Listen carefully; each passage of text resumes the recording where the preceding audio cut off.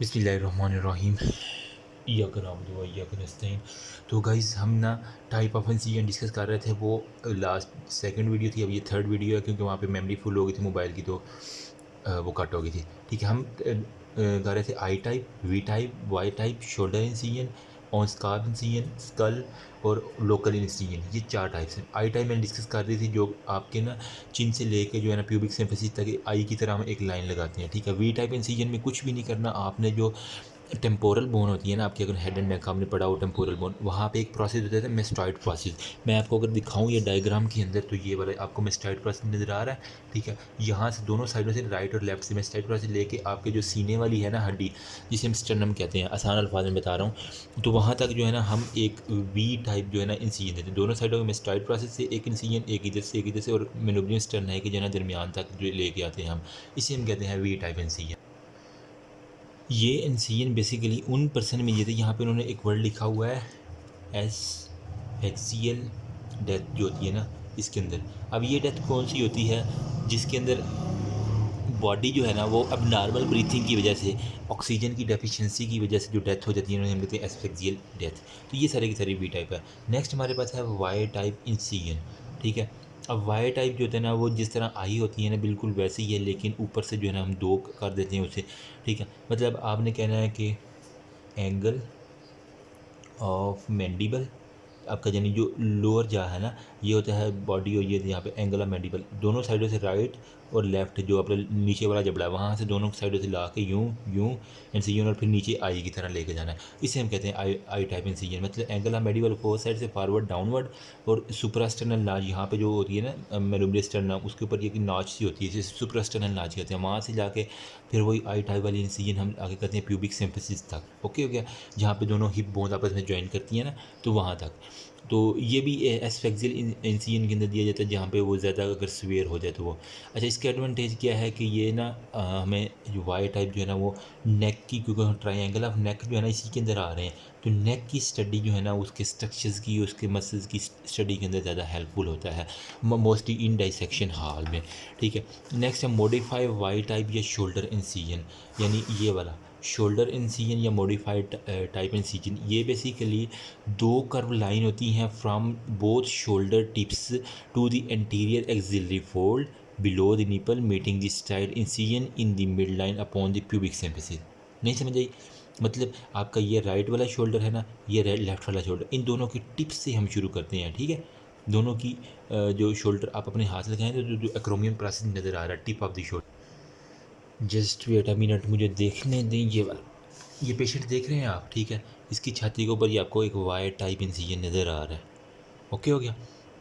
Same इसी तरह जो है ना मॉडिफाइड वाइट है, जो हम टिप ऑफ द शोल्डर से जो है ना वो शुरू करके जो नीचे जो है ना वो प्यूबिक सिम्फिसिस तक लेके जाते हैं। अब इसके अंदर एडवांटेज क्या है? मॉडिफाइड या शोल्डर इंसिजन जिसे हम कह रहे हैं ना, ये प्रिवेंट करता है cutting of the chest skin in the mid line. मतलब हमने चेस्ट को मिड लाइन से नहीं, यूँ नहीं काटा जा सकता, चेस्ट को साइडों से हम काट लेते हैं, दरमियान वाला हिस्सा जो है ना वो स्ट्रक्चर बच रहता है। ये इसका एक फ़ायदा है और कोई नहीं है। और ये फीमेल में मोस्टली प्रेफर किया जाता है, क्योंकि वहाँ पे उनके जो है ना वो रुडमेंट जो ब्रेस्ट वगैरह है ना उसकी प्रिवेंट करने के लिए कि हाँ वो नर्व वगैरह ना फट जाए। स्काल्प के अंदर भी क्या होता है? ऑन दी स्काल्प, इसके अंदर टेम्पोरल मसल जो होते हैं ना, यानी आपके दोनों साइडों पे कान के बिल्कुल ऊपर जो है ना टेम्पोरालिस होता है ना, वहाँ पे टेम्पोरल मसल होते हैं। वहाँ पे जो ओरिजिन उनकी है ना, वहाँ से टेम्पोरल मसल को हम यूं करके कट कर देते हैं। अगर मैं आपको ये डायग्राम दिखा सकूँ, ये देखो। ठीक है, ये आपको नज़र आ रहा है, इसकी इंसिजन की हुई है इस खोपड़े की, यहाँ पे ये इसके कान है, बिल्कुल कान के ऊपर ये आपको टेम्पोरल इंसिजन नज़र आ रही है। सॉरी फॉर दैट यार, ये शोर का है।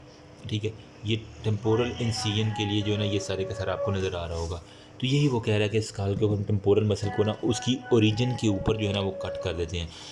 अब क्या है, स्कल बोन जो होता है ना वो लिटिल अबव सुपर सिलरी जो होता है ना रिज होती है, इन फ्रंट हो गया, और ऑक्सीपिटल प्रोब्रेंस में इंटीरियर साइड पे सुपर सिलरी रिज होती है, पीछे जो होता है ना ऑक्सीपिटल प्रोट्रूबरेंस होता है। तो इस दोनों के दरमियान जो है ना हम स्कल को इजीली देख सकते हैं। ऐसे ही होता है ना, ये स्कल है ना, ये आगे नाक मुंह है, तो यहाँ पे सुपर सिलरी होगी, यहाँ पे पीछे ऑक्सीपिटल प्रोट्रूबरेंस।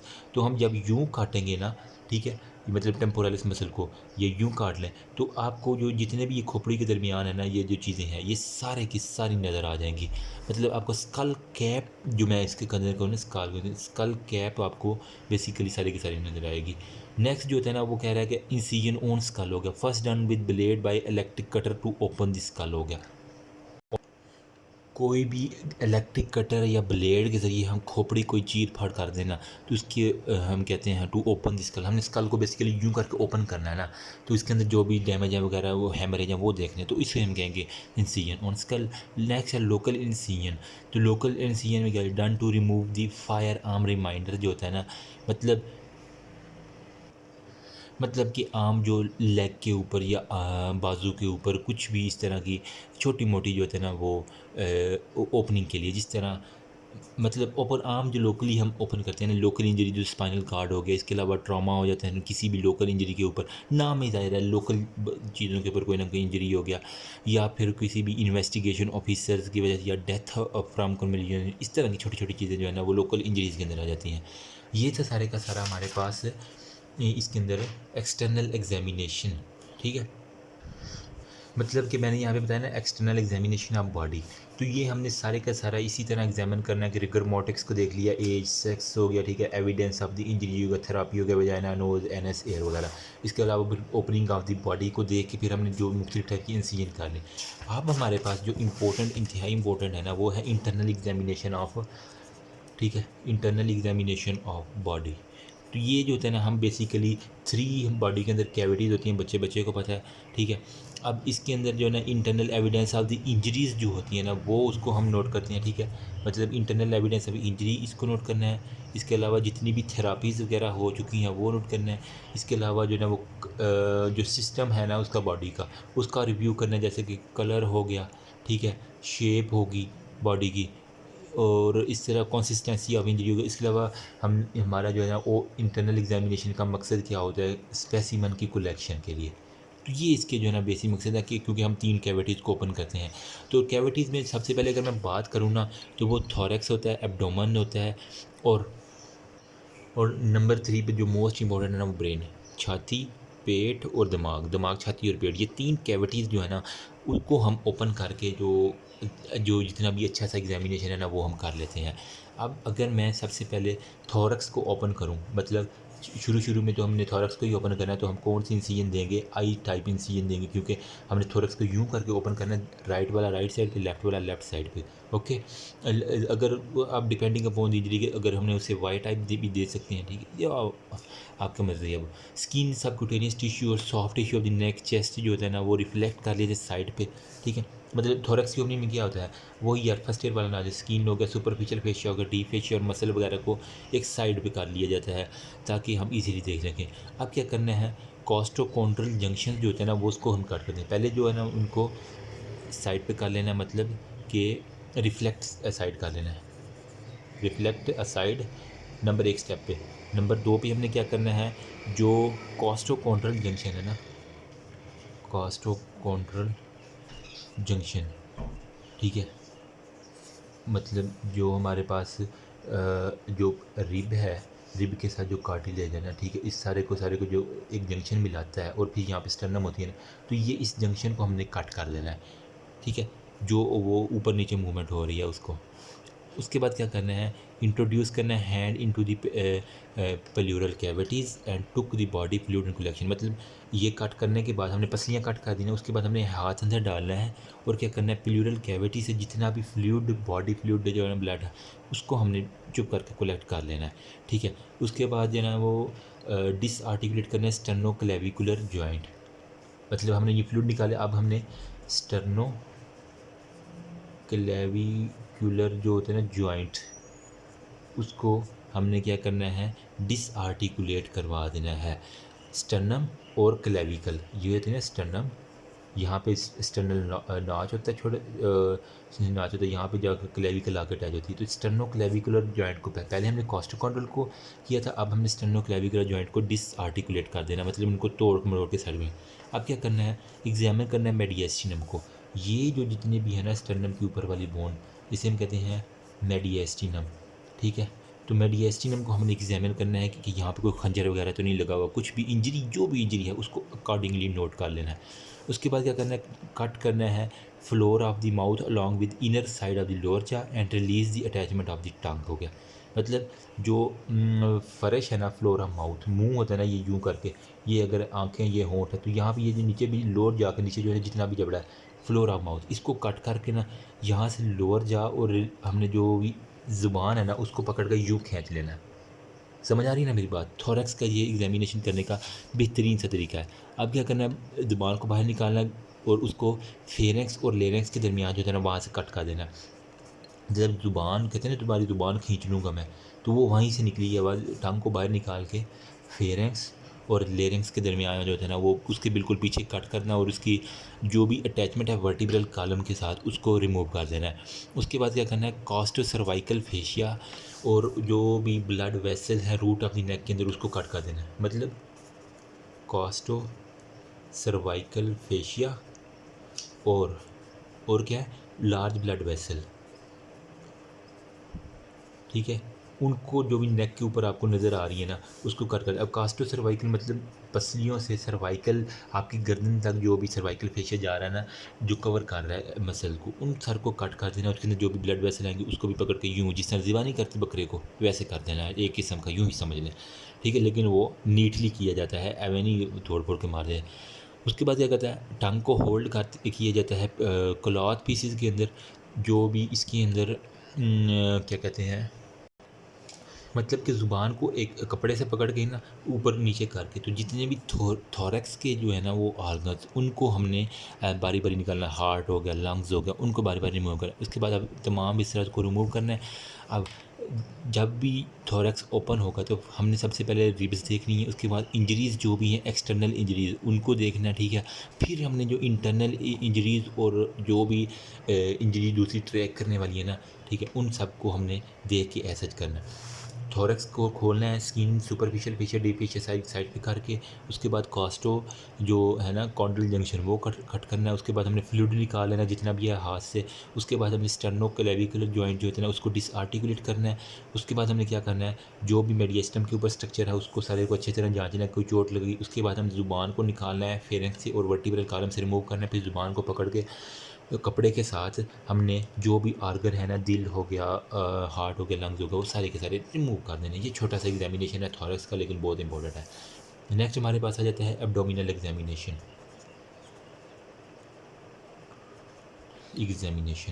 मतलब अब हमने पेट का एग्जामिन किस तरह करना है। सिंपली ओपनिंग एब्डोमिनल कैविटी में क्या है, रेक्टस एब्डोमिनस मसल जो होता है ना वो इंसाइज किया जाता है। सबसे पहले जो आपकी बॉडी के ऊपर 6 पैक नज़र आ रहे होते हैं ना, अगर मैं आपको यहाँ पे डायग्राम दिखा सकूँ ये वाला, ठीक है, ये रेक्टस एब्डोमिनस 6 पैक, इन सब को पहले जिस अरेंजमेंट में है इनको इंसाइज किया जाता है। उसके बाद क्या किया जाता है, इनको जो स्मॉल निकमेटुम इनटू द पेरिटोनियम, जो इसके नीचे बिल्कुल पेरिटोनियम होती है ना, जो कवरिंग होती है एब्डोमेन की, उस सारे के सारे को हमने एक छोटा सा बस कट लगा देना है। फिर क्या करना है, इंडेक्स मिडल फिंगर, ये इंडेक्स और ये मिडल फिंगर, ये दोनों फिंगर जो होता है ना लेफ्ट हैंड की, ये मेरा लेफ्ट हैंड है ना, तो वो पेरिटोनियल कैविटी के अंदर लिफ्ट किया जाता है एब्डोमिनल और एक्सटेंड की जाती है, cut upward to the xiphisternum and downward to the pubic symphysis. मतलब यूं करके एक यूं और एक यूं करके उंगली, मतलब एक छोटा सा कट लगा के पेरिटोनियम में, और वो फिर सिंपली यूं करके ऊपर करते जाओ तो वो कट होता जाएगा ज़िफिस्टर्नल जॉइंट तक, और नीचे तक करे जाएंगे तो वो प्यूबिक सिम्फिसिस तक हमारे पास इजीली जो है ना वो पेरिटोनियम सेपरेट हो जाएगी, और इसके बाद जो है ना वो हर चीज़ आपके पास विजिबल होगी। ऐसे ही हो गया। अब क्या करना है, as soon as abdominal cavity is open look for the thickness of the fat in the abdomen. अब एब्डोमेन तो सारा खुल गया, सबसे पहले आपने क्या देखना है, उसके अंदर जो भी है ना थिकनेस ऑफ फैट थिकनेस जो है ना वो आपने सबसे पहले चेक करनी है। ओमेंटम हो गया, मतलब बॉडी वाल के ऊपर, ठीक है, जो भी उसका है ना बॉडी एब्डोमिनल वाल उसके ऊपर। उसके बाद आपने जो भी ओमेंटम है ना, ठीक है, ग्रेटर ओमेंटम और लेसर ओमेंटम आपने देखा होगा वो कवरिंग होती है एब्डोमेन के ऊपर। उसके अलावा जो भी पेरिटोनियल किडनी जो है ना, इसके ऊपर भी तो फैटी होते हैं ना, जो कुशन का प्रोवाइड करता है, उनके ऊपर सारी की सारी फैट को आपने देखना है। सबसे पहले फैट, उसके बाद हमने जितना भी फ्लूइड आपको नज़र आ रहा होगा ना वो देखना है। पस आपको नज़र आ रही होगी, या फिर जो भी ब्लड होगा पेरिटोनियल कैविटी के अंदर, इंतहाई एहतियात के साथ आपने वो ब्लड वगैरह भी देख लेना है। उसके बाद जो है ना परफोरेशन, ऑब्स्ट्रक्शन, ट्विस्टिंग, गैंग्रीन, जितने भी जीआईटी ट्रैक से रिलेटेड है ना, ठीक है, जो भी ऑब्स्ट्रक्शन आपको नज़र आ रही है, गैंग्रीन नज़र आ रही है, ठीक है, कोई भी गला साड़ा चीज़ नज़र आ रही है ना, आपने वो देख लेनी है जीआईटी ट्रैक से रिलेटेड में। उसके बाद जो है ना मोबिलाइज़ करना है लार्ज इंटेस्टाइन को by cutting the peritoneal attachment. Large intestine जो होता है ना, बड़ी आंत, ठीक है, असेंडिंग कोलोन, ट्रांसवर्स कोलोन और डिसेंडिंग कोलोन, इन सब को जो है ना वो पेरिटोनियम से जो अटैच होती है ताकि ये होल्ड रहे, पेरिटोनियम से आपने वो काट के ना उसको रिलीज़ करवा देना है वहाँ से।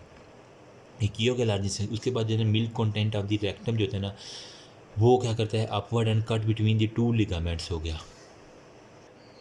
रेक्टम है ना, उसके दोनों तरफ जो है ना आपने लाइगेचर एक लगा देना है सिंपली, और वहाँ से उनको जो है ना वो कट करके उसका स्पेसिमन वगैरह अलग करना है। इसके अलावा जो है ना जो भी ट्रैक्स की इंजरी आपको नज़र आएगी ना, वहाँ पे स्पाइनल कार्ड के अगर ट्रैक्स की इंजरी आपको हो सकता है ना, नज़र आ जाती है, वो वहाँ पे वो नर्व्स वगैरह जा रही होती हैं, अगर उनकी जो भी इंजरी है वो आपने देखनी है। इसके अलावा खास ऑफ डेथ हो गया, अदर देन फायर जो भी है ना आपको। इसके अलावा ब्रूज मसल, जो सूजे हुए मसल होंगे, अपीयरेंस ऑफ पेरिटोनियम होगा, जो भी इस तरह की एग्जामिनेशन ऑफ इंटरनल विसराज हो गया, और जो भी ब्लड वेसल है ना वो बारी बारी आपने देख लेने हैं।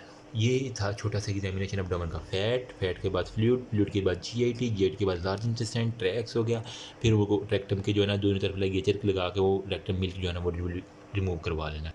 नेक्स्ट अब हमने थोरैक्स और एब्डोमेन के दरमियान जो भी स्ट्रक्चर आते हैं ना, मतलब थोरैको लंबर जितने भी हमारे पास आ रहे हैं ना विसराज, वो देखनी है। सबसे पहले हमारे पास आ रहा है स्टोमिक, ठीक है, मतलब मैदा हमारे पास आ रहा है, तो आपने क्या करना है, मैदे को जो है ना वो कट करना है लाइगेचर लगा के कार्डिक, और एक दूसरी तरफ जो है ना ड्यूडिनल एंड, मतलब ये कार्डिक स्फींक्टर ऊपर होता है ना, यहाँ पे ड्यूडिनल, जिससे हम कहते हैं कार्डिक एंड, इसको हम कहते हैं ड्यूडिनल एंड। तो इन दोनों के दरमियान जो है ना लाइगेचर लगा के इसको कट करके जो है ना वो हमने स्टडी करनी है। ग्रेटर कर्वेचर की आपने पहले स्टडी कर लेनी है, फिर लेसर कर्वेचर की स्टडी कर लेनी है। कंटेंट हो गया, जितनी भी चेंजेस आती हैं।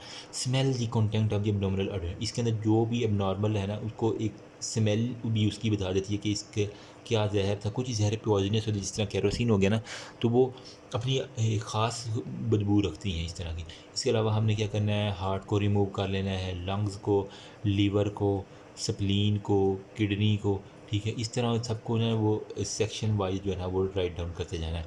नेक्स्ट यूट्रस विद अपेंडेजेज होगा, अगर फीमेल है तो ये ज़रूर यूट्रस रिमूव करनी है, ठीक है। ये इनके होता है जो सेक्सुअली असाल्टेड होती हैं, ठीक है, या फिर रेप केस होते हैं, इसके अंदर जो है ना वो तो होता ही होता है, लेकिन इसलिए रिमूव करना हर फीमेल के लिए ज़रूरी होता है, ठीक है। तो यूट्रस को आपने रिमूव करना है, डाइसेक्ट करना है, उसके अंदर जितनी भी चेंजेस हैं, कंसेप्शन साइन डिलीवरी के, या क्रिमिनल अबार्शन हो गया, वो सारे के सारे यूट्रस से हमें पता चल जाएंगे। इसके अलावा अगर हम हार्ट की बात करें ना, तो एम्बोलिज़म हो गया, इससे हमें पता चल जाएगा। थ्रोम्बोसिस हमें पता चल जाएगा, ठीक है। इन्फेक्शन जितने भी चल रहे हैं ना, ठीक है, CKMB अगर रेज्ड है तो वो सारे के सारे हमें पता चल जाएगा। हार्ट जो है ना सेपरेटली होल्डिंग इन एपेक्स हो, कटिंग दी अयोटा हो गया, पल्मोनरी वेसल हो गया, वो सारे के सारे वगैरह। आपने डाइसेक्शन हाल में देखा होगा ना कि वो हार्ट को सिर्फ नहीं करते, उसके साथ जो अयोटा होता है थोड़ा सा वो भी कटा होता है, सुपीरियर वेना केवा भी कटा होता है, ठीक है। पल्मोनरी वेसल भी आपको नज़र आ रही है। तो इस तरह का कट किया जाता है ताकि हमें डायरेक्शन ऑफ फ्लो के ऊपर जो है ना हमें कोई इस तरह कंप्रोमाइज़ नहीं करना पड़े। नेक्स्ट है एग्जामिनेशन ऑफ ब्रेन, ठीक है। ये ब्रेन का एग्जामिनेशन हमने क्यों करना है, मतलब पहले हमने थोरक्स को ओपन किया, फिर एब्डोमेन को ओपन किया, अब ब्रेन को ओपन करना है। इसकी वजह से हमें जो जितने भी हेमाटोमास जो होते हैं ना, ठीक है, वो नज़र आते हैं। ब्लड वेसल जितनी भी रप्चर हुई है ना वो हमें नज़र आएंगी, ठीक है। अगर तो वो कंजेस्टेड हुई हैं जब सुसाइड करते हैं तो वो उससे क्लियर साइन मिल जाता है। इसके अलावा जो भी फ्रैक्चर है हेड इंजरी का वो, या फिर कोई भी फॉरेन बॉडी जो है ना, जिस तरह ट्यूमर वगैरह या फिर कोई और भी चीज़ खंजर वगैरह लग गया, तो उसकी स्टडी के लिए जो है ना हमें पता चल जाएगा। ये था हमारे पास सारे का सारा क्या ऑटोप्सी प्रॉपर था, जिसके अंदर हमने एग्जामिनेशन किया, ठीक है, इंटरनल एंड एक्सटर्नल एग्जामिनेशन। इसके अलावा ओपनिंग ऑफ बॉडी कैविटी, और तीनों बॉडी कैविटीज़ को मैंने ओपन करके जो है ना वो दिखा दिया। लास्ट पे मैंने कहा था जिसकी डॉक्यूमेंटेशन अच्छी होगी ना वो ही एक कामयाब डॉक्टर है।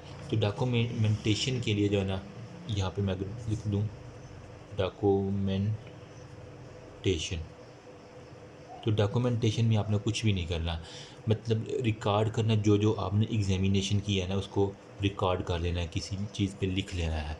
इसके अलावा जो होता है ना वो ओपिनियन लेना है, अबाउट फाइंडिंग प्रोविजनल ओपिनियन लेनी है। इसके बाद मतलब जितनी भी आपको प्रोविजनल ओपिनियन आ रहे हैं किसी भी चीज़ के यूजेज के, जो भी आपको ओपिनियन नज़र आ रहा है, फाइंडिंग नज़र आ रही है वो। इसके अलावा फिर क्या करना है, रिपोर्ट करनी है फॉर फर्दर एग्जामिनेशन। इसके अलावा फिर जो है ना हमारे पास फाइनल ओपिनियन आपको इस डॉक्यूमेंटेशन में आना है। फिर ये सब कुछ हो गया, उसके बाद हमने क्या करना है, डिस्पोजल। ठीक है, disposal of dead body. Simply आपने उसको क्या करना है, डिस्पोज।